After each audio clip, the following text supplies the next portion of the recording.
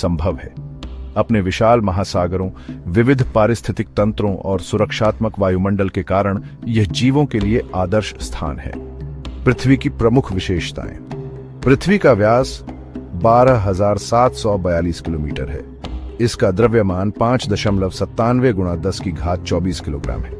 यह एक चट्टानी ग्रह है जिसमें लोहे और निकेल का कोर है। वायुमंडल जीवन के लिए ढाल।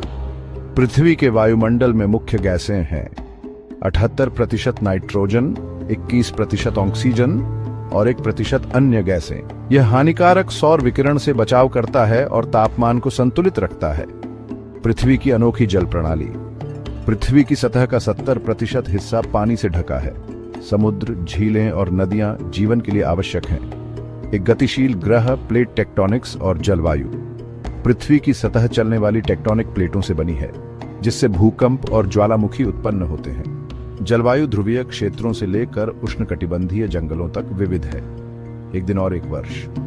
पृथ्वी का एक दिन 24 घंटे का होता है और एक वर्ष 365.25 दिन का। चंद्रमा पृथ्वी का प्राकृतिक उपग्रह। चंद्रमा पृथ्वी के ज्वार भाटे को नियंत्रित करता है और जलवायु को स्थिर बनाए रखता है। जीवन और जैव विविधता। पृथ्वी पर लाखों जीवों की प्रजातियां पाई जाती हैं। यह अब तक का एकमात्र ज्ञात ग्रह है जहां तरल पानी और ऑक्सीजन युक्त वातावरण है। खोज और भविष्य।